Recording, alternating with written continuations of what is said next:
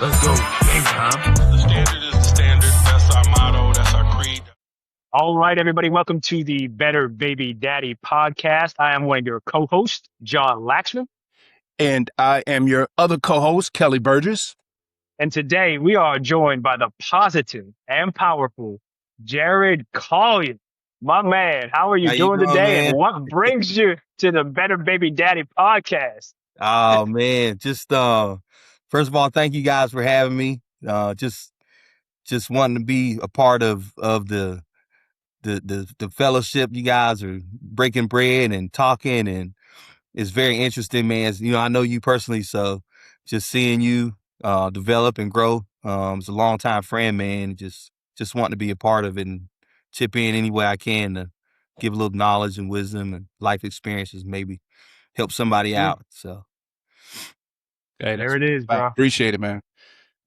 Hey, yeah, and not to bury the lead here, like Kelly has said in the past, but yeah, Jared and I go all the way back to elementary school, I think, oh yeah. at Valley, and then middle school and high school, and even a little after high school for a time period there. So we know each other pretty well. We know each other's stories pretty well, but our audience doesn't know your story, Jared. Do you mind explaining how you got to this point in your life? Yeah, sure. So basically been a burden to a lot of people most of my life, in and out of juvenile facilities. Spent for the long part most of my adult life in prison from 19 to 31 Mm, for crimes that I did commit, unfortunately. But you know, the God's grace is sufficient. You know, found God mm, while I was in prison, and went from being an atheist to a full-time believer. And just he's been with me every step of the way. So been free now for almost 12 years. So just plugging away, man, and happy, enjoying life, you know. hey, So Amen, man. Amen.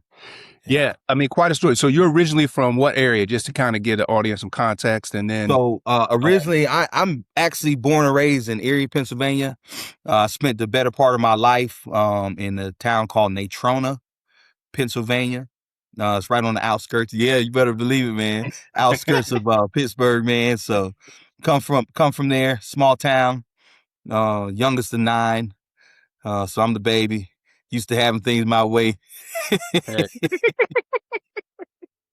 Yeah, it man. showed. It showed as a child. Oh yeah. yeah, well, beautiful, man. I mean, when John was telling me kind of the arc of your life, and then when I looked at the notes you put into the little interview that we do, the form that we collect, so we just have a little context, man.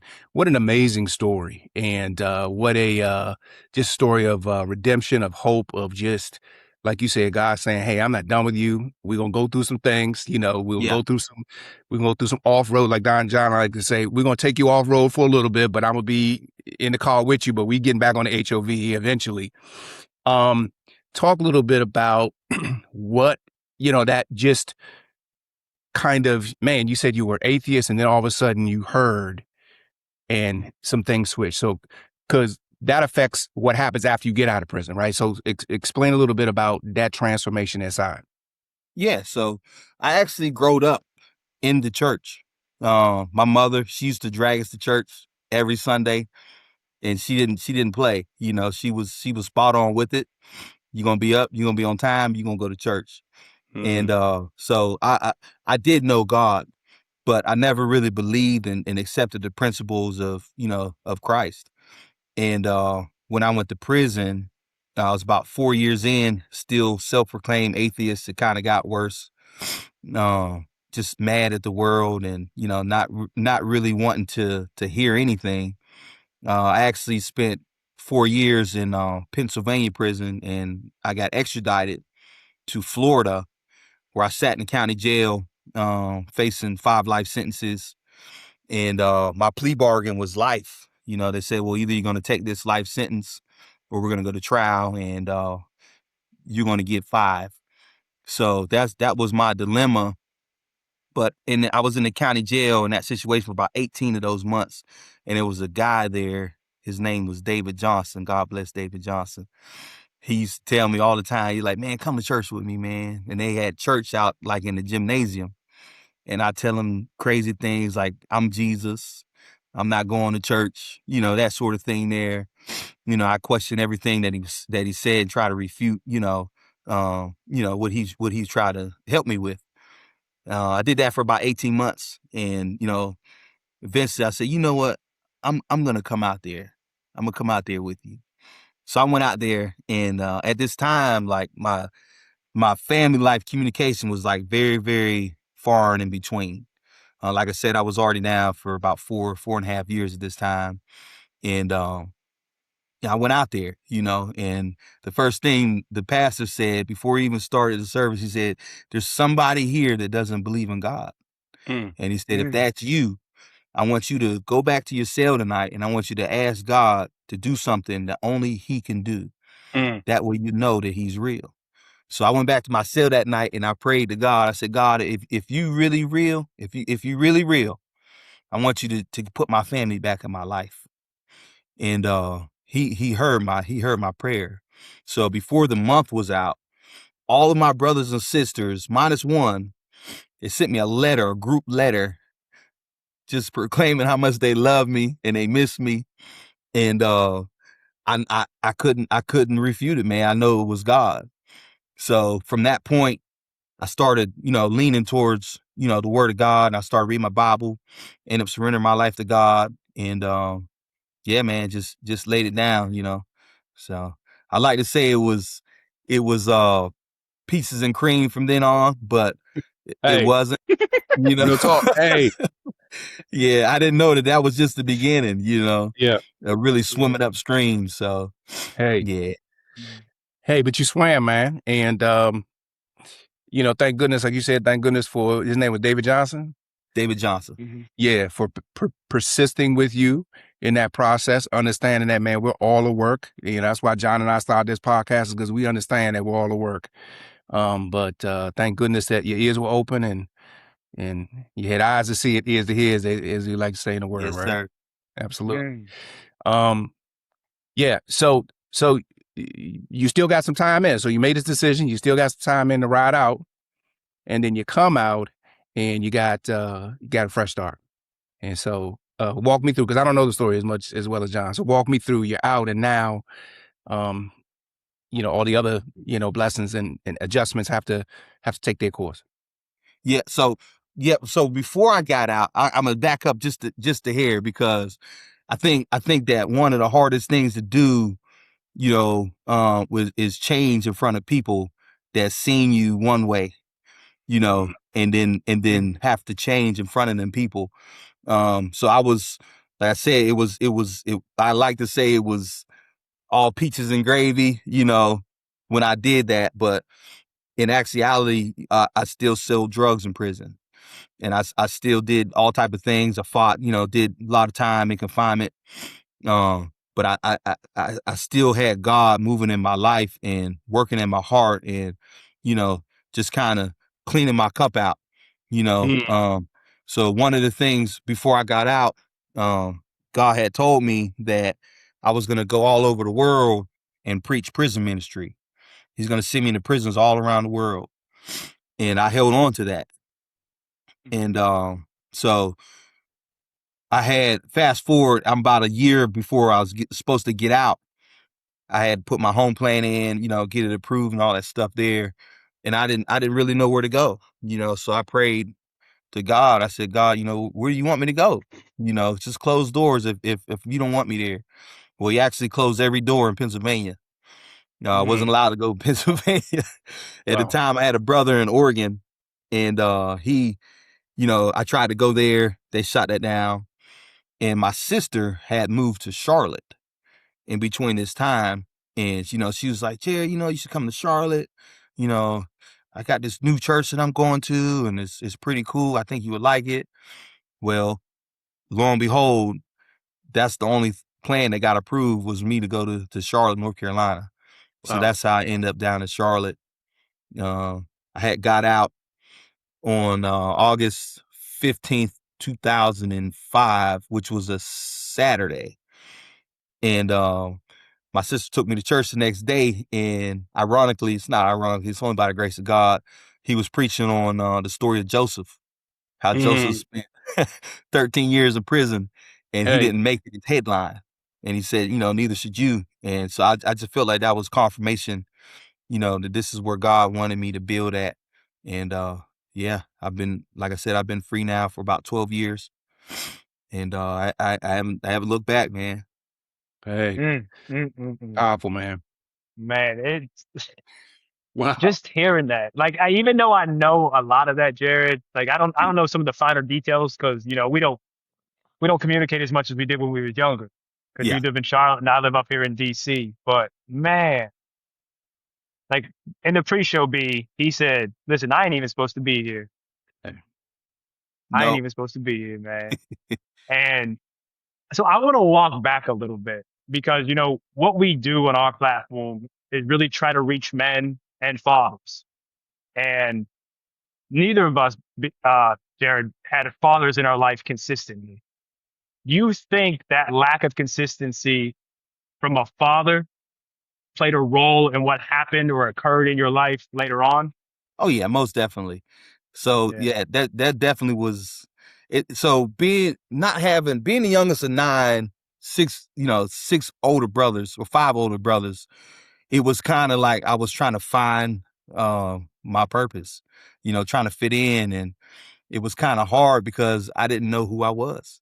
I didn't know my purpose. I didn't know, and not having my dad in my life, it really left a void of which turned into anger and Mm, resentment towards him if I ever seen him or known him, you know. mm, And that anger, kind of led me to my all my crimes were violent.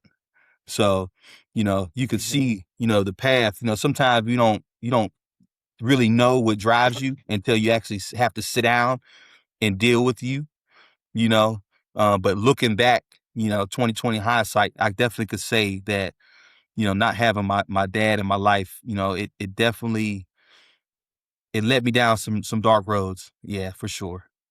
mm, Yeah, when we when John and I are speaking to that young man who's on the front end of that fatherhood journey and it's not going well, and he does not have the tools in a image of a dad navigating tough situations, the image of a husband doing what he needs to do in terms of learning, it's on the job training. And then, we find ourselves in fatherhood roles, and we really are. When I was reading your notes, I said, this gentleman is a curse breaker. Like, he is the first, he's going to be, he didn't have a template, and now he's making a template, not only for himself, but for other brothers coming behind him, right? And so, speak to, okay, you didn't have, that image of a dad to navigate, the romantic relationships and the husband relationship and the father relationship. How did you construct that once you got out? So you could be the man that you hadn't seen before. That's a good question. So I I just laid it at the feet of Jesus. You mm, know, uh, I stay on the ground, man. You know, Mm. I stay with my face on the ground. Literally, mm, and it's just being humble and open before God about where I'm at and what I need and how I feel and just being honest with him. Um, like I got two kids. I've been married for 10 years now, and one woman, since I've been out, you know, it's my baby, and we got uh, two lovely kids together. So it's just like I constantly now more than ever have to lay on my face, Amen. and ask God for direction and help me navigate. You know, I would say it's like early on in our relationship, we kind of butted heads a lot, and I would always blame her, you know, until I had to figure out, man, I need to take take it to God. I need to get some wisdom to God because I ain't never been in a relationship. Right. mm, I ain't never been married, So just excuse me, just staying in the a prostrate position before God is really, that's really all you need. Is if you're an open book before God, He's gonna lead you, and He's gonna Mm. give you the wisdom that you need. And I think where a lot of people go astray is because it's like they feel like they got to do it over and over and over again, and in that process they quit. They give up, they become lackadaisical. But the Bible says the righteous man falls 7 times. Amen. But he rises again. So it's in that perfection. God He's molding you, and He's leading you, and He's guiding you. So yeah, just stand on my face, man, for sure. Wow. Hey, hey, There, I with sometimes I'm at a loss for words when I'm listening, and it doesn't happen a lot for me because I like to talk. So, but I want to walk back a little bit, Jared. And high school occurred. We were together in ninth grade, and I believe 10th grade as well. And then I Mhm. think you left. You went to Penn Hills, Aaron Donald's high school, right? Yes, sir. So Penn that's Hills what. Indian. Yeah, yes. And I remember one Jared in ninth and 10th grade. It's the Jared that's right now almost, right? That jovial, like laughing, like positive personality, but still would, if you crossed them, you might get hit, right? I remember that Jared. And then it was like you were gone, went to Penn Hills, and you came back, and this different person came back. Yeah, And I for was sure. so thrown off. I was like, who is this guy? Yeah. Because I didn't even even though go you would by see, Jared no more. no, and that's what I was about to say. He came back with a different name. I said, bro, is this the same cat? Like, Yeah, man, for sure. can You hit it right on can the you head. yeah, could you talk Mhm. about that transformation that occurred there and how it negatively impacted your life? Yeah, for sure. So I think that it all ties into to not having a father, because Mm, it I didn't know who I was, so I followed. mm, And yeah, unfortunately I followed the wrong crowd, that led from anger, and they led from their pride because they didn't know who they were. And I joined the gang, and that's how I got my little nickname. And I let them give me a nickname, and started selling drugs. Yeah, man, even got tattooed on my arm. And it just wasn't me, and I knew it wasn't me. But I didn't have the substance within myself to Mm. stand on my own and say, nah, that's not who I am. That's not how my mom raised me, So yeah, definitely, for sure, man. But it did give place to where I can act out on my frustrations and on my anger, so that in my mind, even though it wasn't a good thing, it felt at the time that it was a good place for me to be, as far as like hanging with the wrong crowd, and doing the things that I didn't have no business doing. Yeah, for sure. mm. I want to take it one step further too, because I think this is a very important part of your journey. And that journey is, even though you're doing those things, you still end up with a scholarship to a D1 school for football. Yeah. Take us through that journey and how you really kind of threw that all away, I would say, in a sense. Is that accurate? Yeah, I definitely throw it away. So yeah, Okay. let's say I was at Penn Hills, doing pretty good with the football out, defensive end. So I ended up going to Akron University on a partial scholarship. And unfortunately I had two guys that was in that game that went with me. And we continued the same foolishness up there. And I ended up actually dropped out of school. I didn't continue, my schoolwork. And when you're in college, nobody checks up for you. They don't keep attendance. Either you're gonna pass or you're gonna flunk. So I was on the back end. I never came to class, and I ended up flunking out. And that's pretty much where I it went all downhill from there. Yeah, for sure.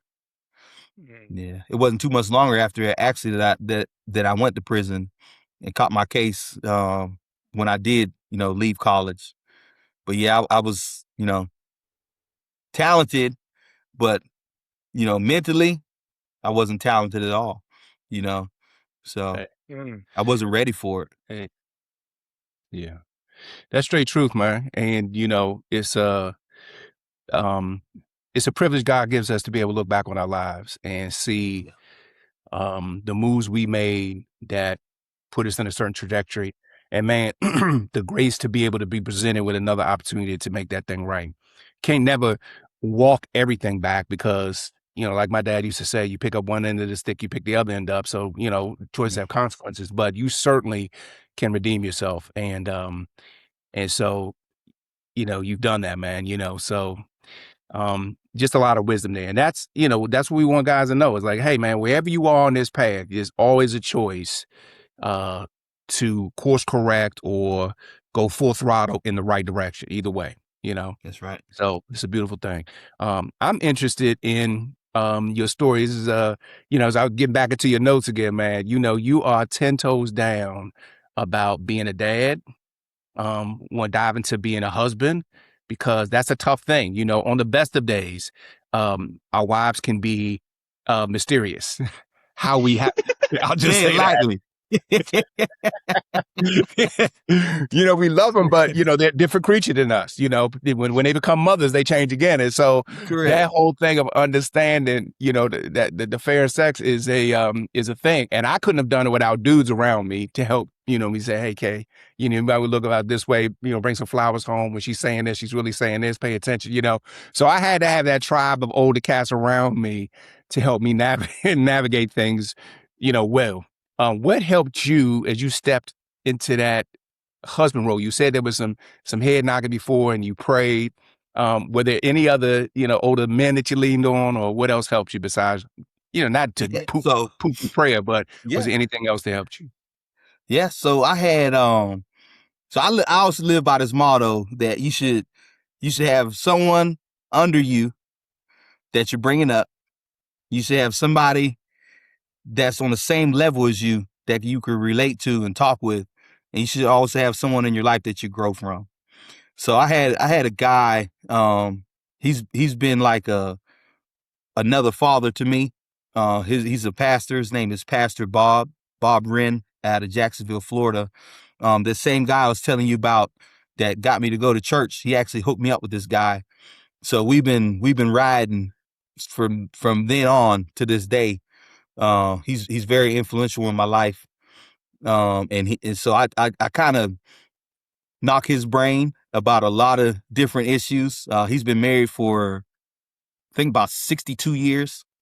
So he's got a lot of wisdom, man. You know? Yeah, We this got to this get him guy here, on. We got to get man. him on the podcast. Yeah, you had to put him on there next, man. Yep. Seriously. But he attends the church, Man. Living Waters Ministry. I don't know if Mm. you guys are familiar with like David Wilkerson or anything like that, but like they have one like a sub is in Florida, so he's out of there, man. He's a good dude. Like I could call him right now, and just hey, I need some help. I'm going through a situation, and he's not going to side with me. He's not. He's going to tell me what it is. And he's going to hold me accountable. And I respect that. So yeah, for sure. And I also got another guy who I kind of talk and correspond with. He's been married now he actually been married less than me, about 8 years. But me and him periodically talk, and we get it. We understand, just the struggles of being married, man. Sometimes a beautiful struggle now, but the, Yeah. the struggles of Yeah. Hey, being married, I like how you clean that and up. raising a family. I got to put that in there. I'll be in the Yeah. doghouse. Yeah. No, it's true. It's facts, though. It's facts. It is a Yeah. beautiful struggle. Yeah. Listen, man, it was such a struggle for me that I'm not married anymore. So Hey. Yeah, I get it. Hey, I get it. I no, understand, listen. man. Now it was on me. I just wasn't capable of Yeah. at that point in my life to step up and be the man that the marriage needed is what it was Mm. in those times. So nevertheless, I digress, man. Let's move forward a little bit because your story has, as B so eloquently put, has a beautiful arc. You have this story of this lost young man essentially trying to figure out who he is. And through that process, aligns himself with the wrong people. Yeah. You know, and because your alignment with the wrong people, you end up going down a dark, dark path. But there's light, and you find that light, and now you're in a beautiful place. So what are the great, amazing, positive things that you have going on in your life now that you're just grateful for? Oh man. So I mean, obviously my family, being married, being blessed, not even say finding, you know, because it's only God that, you know, hey, I'm not even from here, and you know, my wife's not from here, and we was able to meet, and you know, it's a God thing, you know. So just being able to be married is definitely the highlight of my life. Having two beautiful children, highlight of my life. But you know, God told me, like I say, God told me before I got out that I would go do prison ministry, and I've been doing prison ministry for the last 10 years. So being able to go back into the prison and minister to men, you know, that, you know, you can do it, you know, this isn't the end of your story, you know, and just be able to give them that hope, man, and be able to pull, if it's just one, you know, pull them out of the fire, and, you know, give them something to think about, something to look and press towards, you know, that I live for that, you know, so that's definitely a milestone somewhere that I never thought. You know, I didn't doubt God, you know, but I never thought it would happen, you know, like it's happening now. So that's definitely been a real blessing to be able to pour and give back, you know, all of my mistakes, you know, give it back to someone that they don't have to make the same mistake, you know, that they can look at their situation and say, you know what, I'm better than this, you know, I can come up out of this, you know. God does love me, you know, and so just if I can get him to turn a little bit, I won, man, you know. So Hey, It is. Yeah, man. hey, Go ahead, man. Go ahead, El. I was just going to say, Jared is essentially an older version of some of the young men that we work with on a daily basis during the school year, right? Um, we're both educators. We're in the school nonstop. And one of our passions as educators is really connecting to the young men. And we see these young men and they're lost at times. And we know the outcome when they Yeah. continue down the path they're on. We've had students that are doing life sentences right now. And what would be something that we can take from you and give to them that would help them on their journey to say, wait a second, maybe I am going down the wrong path? Because we don't have the experience that you had. So we can't, maybe we're never going to be able to connect how you could connect to them. Well, I mean, I would tell them that it's two-folded. You know, you could look at my life from two different ways. You know, you could look at it from a story of failure, you know, and you could take a look at it and say, well, I don't want to go down that path no more. You know, I know where it's going to head me. You know, look where it brought me.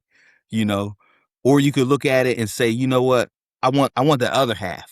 You know, I want the other side of the negative, of the negativity. You know, and you got to want it.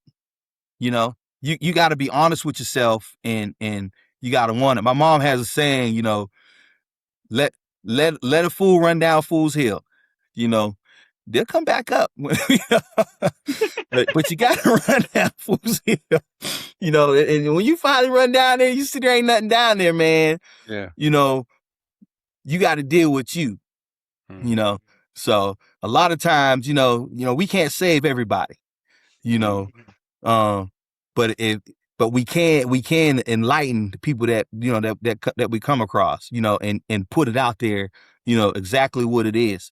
Now, either your words are going to ring true then and they'll make a change, or when they're down there in Fool's Hill, your words are going to speak more louder, you know. Hey, babe, my wife coming in. I'm sorry.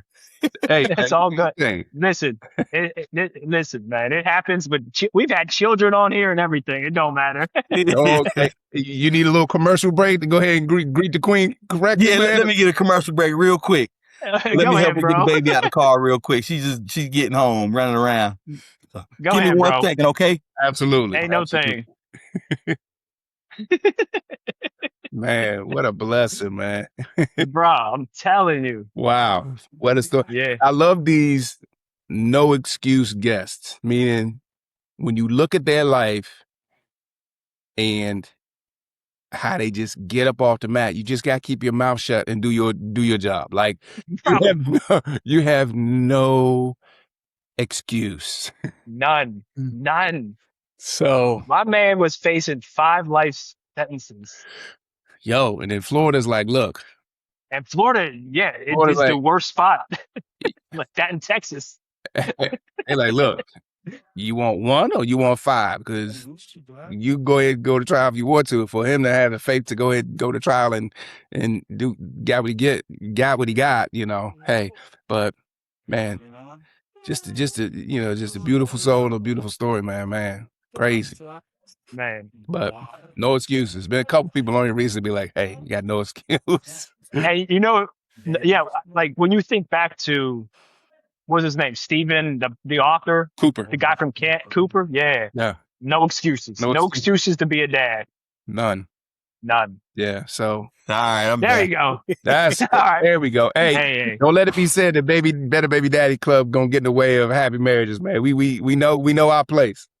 Oh yeah, if you at a doghouse, Hey, we don't want to Hey, be. bro.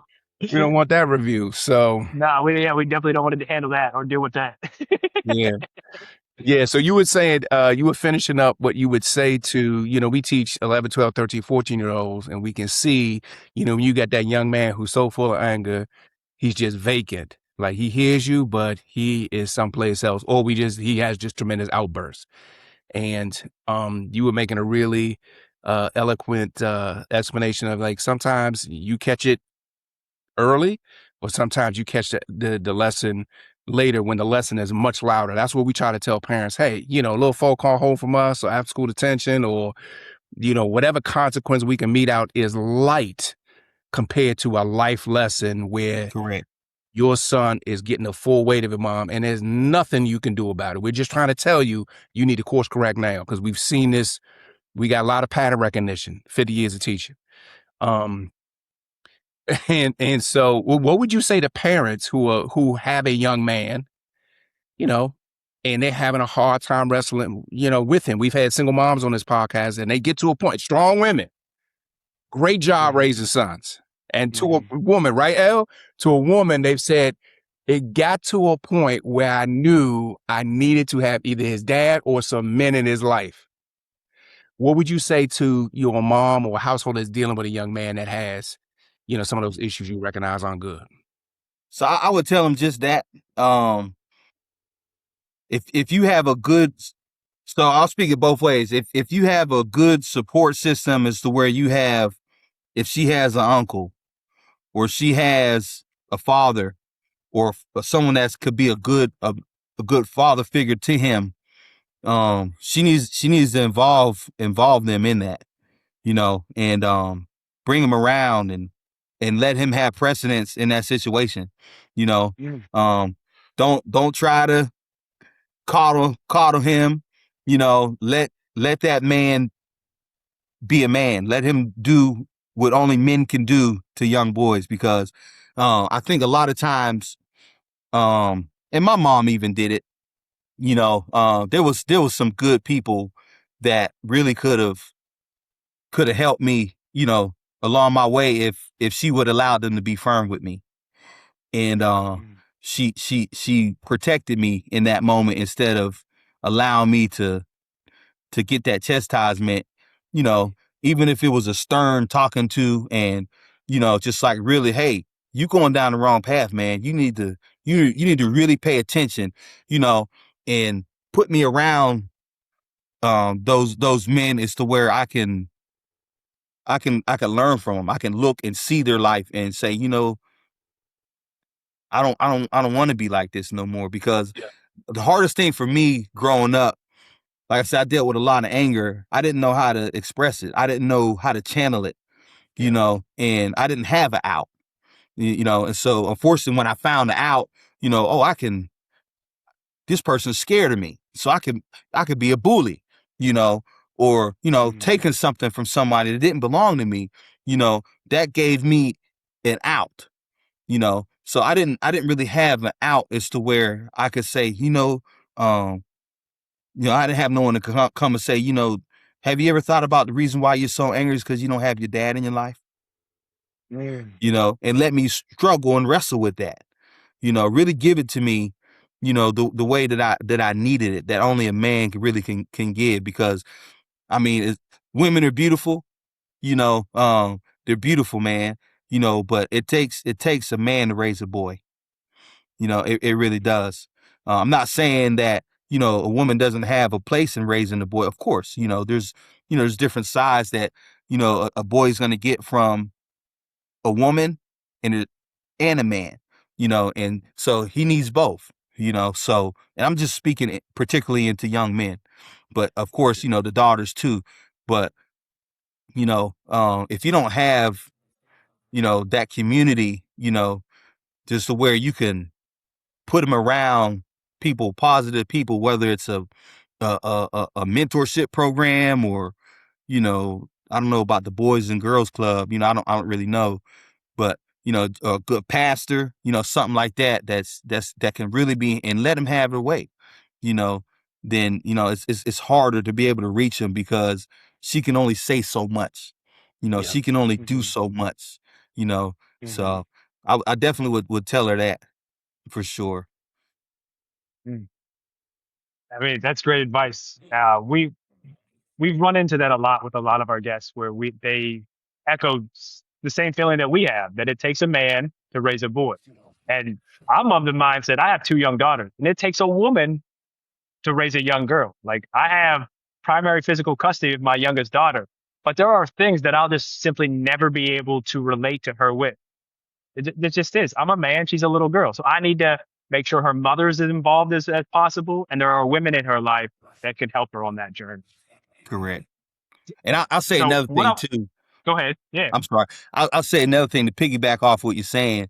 You got to be able to be willing to, as a parent, even if you didn't have the best relationship with the baby mama or the baby daddy or the ex-husband or the ex-wife, comes a point in time where you got to have the common sense to say, it's not about me.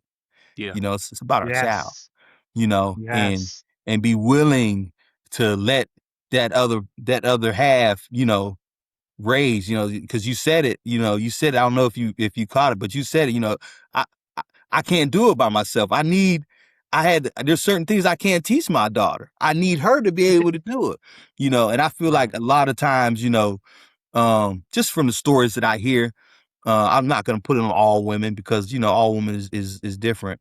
But a lot of times there comes a lot of, not taking accountability and, just kind of, being stubborn in that is to where, they use the kids to hurt you and, kind of hold them back, not realizing that it's not hurting you, it's hurting your child.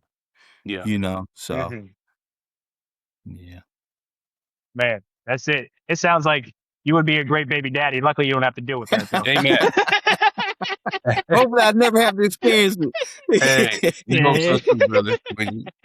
I would not wish that on any man. No. Jared, we talk a lot about our 5 pillars here. One of those pillars is spirituality. So being fit spiritually, you covered that really well. We talk about our tribe. So those that are fit for your journey, you covered that really well. Now, I want to talk about the financial fitness. And, you getting out of prison after 12 years. There's probably, I'm guessing, I don't know this, but there's not a lot of opportunities out there for someone that spent 12 years. You don't have a college degree. You did graduate high school, but there's not a lot of work experience. There's not a lot of educational experience. What was that journey like, from the transition from prison to finding work and to building your financial life? That's a good question. So it definitely was a journey. I would say that. I would definitely say that. So let's see. So when I had got out of prison, let me back up a little bit. So while I was in prison, I bettered myself. I will say that. I spent the majority of my time in my cell. I taught myself financial accounting. So I was able to try to, I had a business plan, things like that I wrote down. Actually, it's tangible. I could look at it, read it, and I kind of pondered on that pretty much all the time. And I ran with it when I got out, but it was a struggle. I started out working odd jobs because I couldn't get those good jobs. Even though I knew how to do the job of a banker, wasn't no bank hiring me. Not with armed robberies on my record. I had to accept that. And it led me to some pretty odd jobs, mostly sales, that sort of thing. Sold newspaper subscriptions, and eventually I had got to the construction field, and that's where God blessed me at, in the construction field. So I knew that even being there, work for somebody, I wasn't able to really live to my potential, and so I ended up having to start my own business. And I did that. So I started a construction company in 2022. And yeah, man, God was able to bless me through with it. And so right now I do like government contracts for my company, So that sort awesome. of thing there, man. Highway construction, widening, that sort of thing there. Yeah. But yeah, it's definitely Yo. a journey. It wasn't an overnight success. It Sure. was a lot. I faced homelessness at one point. Um, yeah, so it was a journey, man, for Yeah. sure. Hey man, but you exude so much joy. I mean, even when you were chuckling about the journey and the struggles, there's that smile on your face. And I know you're a man of the word because I looked at your notes that you put in the form. And when you were talking about that situation, it reminded me of that scripture that talks about no discipline is pleasant in the moment, but rather painful. Correct. But Mm, those who let themselves to be trained by it, it leads to a harvest of righteousness, right? that's right. And so what we try to communicate to guys who are in situations where, hey, you just either, you're a baby daddy or you got to overcome some serious challenges like you did in your life. You have to let the lesson take course. And it's not going to be pleasant. We try to tell jokers all the time, hey man, get your big boy pants on. It's going to be a marathon. We here with you. But it's training that will mature you if you let it. That's right. What are some things from the word that have helped you when those times are tough and they're dark, or you're speaking to a young man that needs some hope? What are some kind of keystone, verses or scriptures that you use to keep self-motivated or motivate other men? So I would say the number one scripture is that Revelations 20 verse 10. We overcome the devil by the word of our testimony and the blood of the Lamb. Uh, I would say first and foremost, don't be ashamed of the things that you've been through. Amen. Don't be ashamed of where you're at, because you're living in your testimony without even knowing it. One day you're gonna look back and you're gonna use where you're at right now. That your worst moment, you could be in your worst moment. That's your testimony. And someone's going to need that testimony one day. So that's what I pull from to keep me going. That I pulled from to keep me going, because I knew that this wasn't the end. I got God in my life. So with that, I'm able to keep going, knowing that this right here, this is part of my testimony. One day I'm going to be able to give my testimony away. Right now, what I'm going through is going to help somebody else. Wow. So that was like my main go-to. And then I think I said it before, Proverbs, I think it's 3, 7 or 8. A wise man, he'll fall 7 times, but he'll rise again. And so I had to learn. So basically, being able to grow, like I said, in front of people that seen you one way, is it's a hard thing to do. But with that, it'll kill your pride. It'll kill yourself of of independence, and it'll make you rely on God to the point where you be like, well, dang, you know, I'm an open book. You know, I don't have to be ashamed of, you know, what I'm going through. I could fall, but I know he's going to keep picking me back up as long as I keep laying myself before him. You know, so a righteous man will fall 7 times. Just man falls 7 times, but he rise again. You know, I hold on to that. I hold on to the fact that the Bible says that God chastises those that he loves. You know, so the situations that don't work out for you, like I've seen a lot of people get away with situations that I try myself, and God don't let me get away. You know what I'm saying? He won't let me get away, man. You know, and it built a resolve in me where I know that I'm favored by God. You know, God's not going to let me get away. He's going to chastise me, you know, because he loves me. He's not going to let me get away, you know, with the same situation that other people get away with because I'm called and I'm chosen. So I live with that. But I would say basically the main thing that I would hold on to is just knowing that, you know, it's a verse that we all know by heart, John 3:16. For God so loved the world, he gave his only begotten son. Whosoever believe in him shall not perish but have everlasting life. So I don't know how you guys hear it or other people hear it, but the way I hear it is that Christ came to save sinners. He didn't come to give us a nice house. He didn't come so that we could be successful in life. He didn't come so that we could have this car or even had a family that I'm blessed with. He didn't promise me that. He promised me salvation. And I feel like a lot of times we miss the mark as individuals because we're looking for things outside of what he promised us. You know, so I got to take myself back and remind myself sometimes, and even to this day, you know, I get complacent. You know, I get frustrated when things don't go my way, but I got to step back and really put myself back in that seat and say, you know what, Jared, Jesus promised you salvation. He promised you eternity. He didn't promise you. In fact, he said in this world, you're going to have tribulations. You know what I'm saying? He didn't promise me that I was going to have everything that I wanted or everything that I prayed for.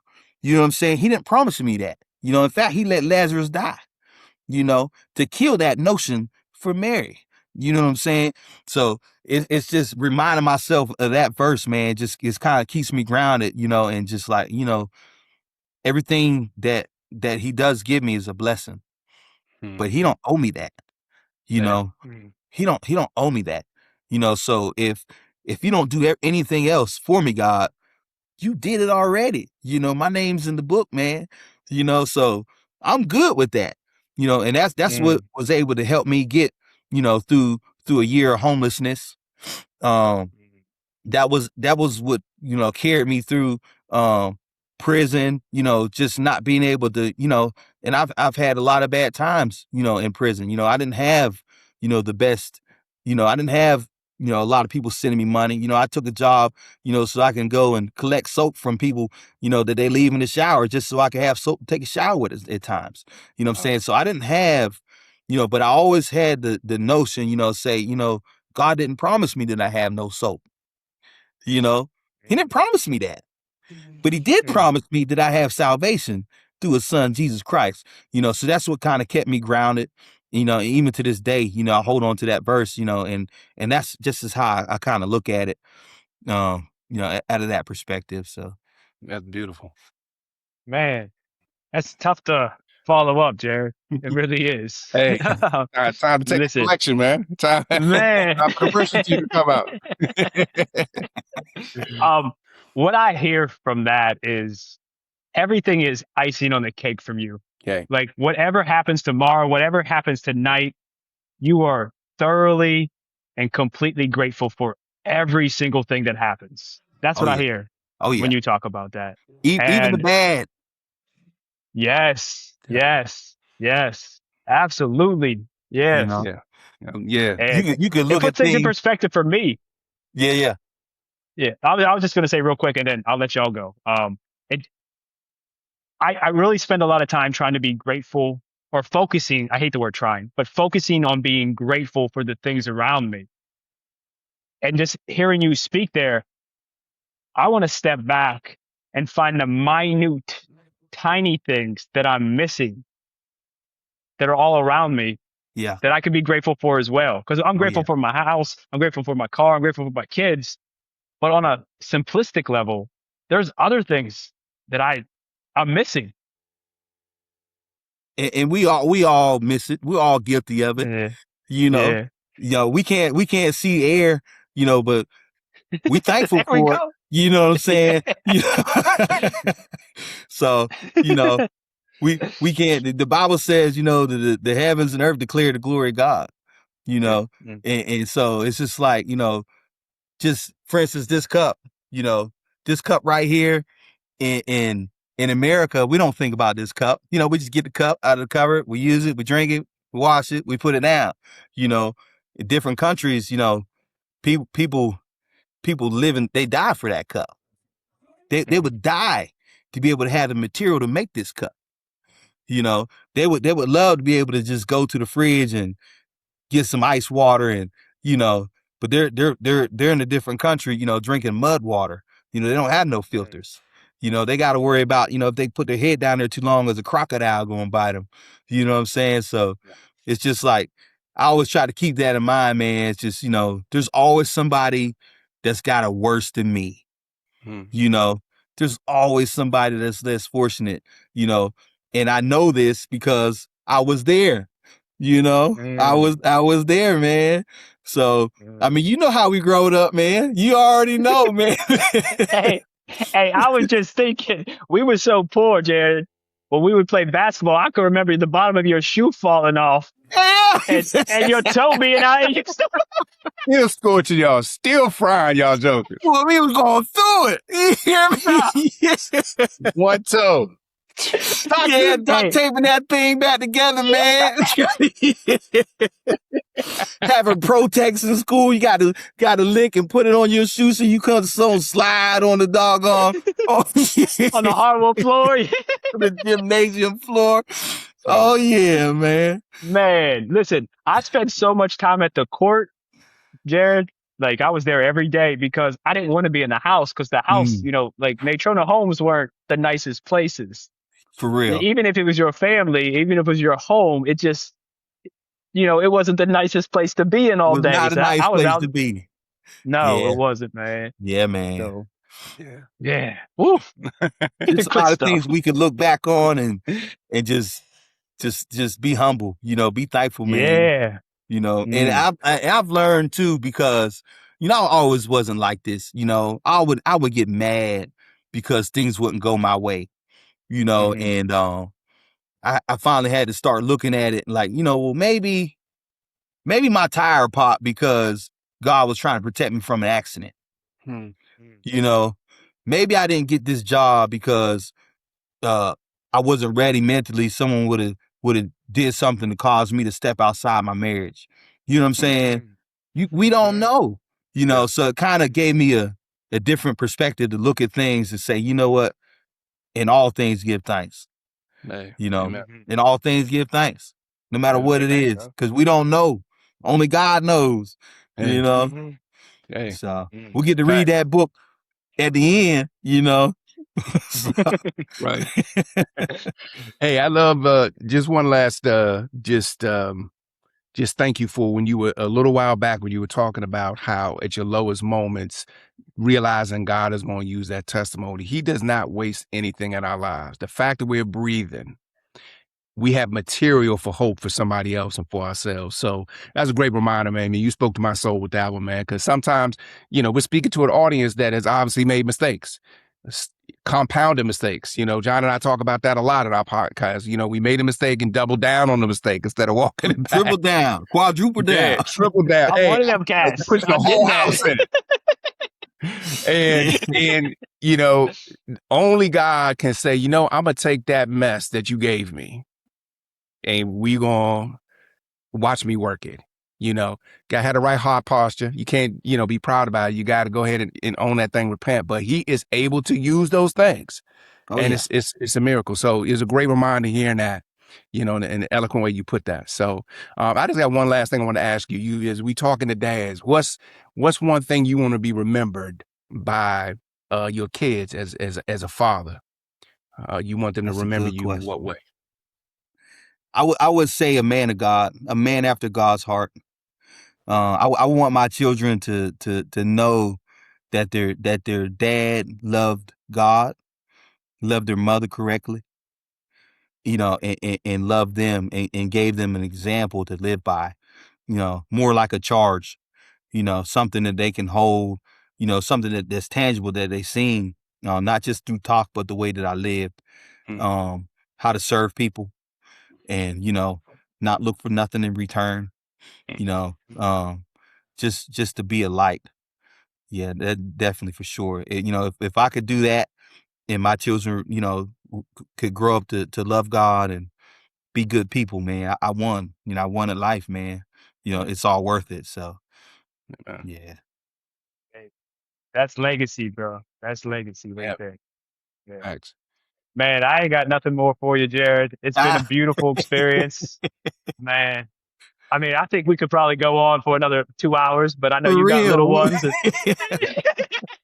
I got to go pick up my oldest. Yeah, So, and B got a wife to tend to, I'm sure. yeah, But man, from the bottom of my heart, thank you, brother, for joining us, for taking time out of your busy schedule, and yeah, for sharing so much wisdom, knowledge, and I say this so often, but I mean it so much right now, and that how authentically you delivered your message today. Thank you so much. I yeah. appreciate you guys, man. Thank you for having me. Yeah. Yeah, Absolutely. Won't be the last time, brother. I guarantee you that. Thank you so not at much. Okay. all. Yeah. Let's Yeah, round back, man. Yeah. absolutely. All Absolutely. right. Until next time, I am John, I'm Kelly. and that was the positive and powerful Jared Collier. Peace, y'all. Peace.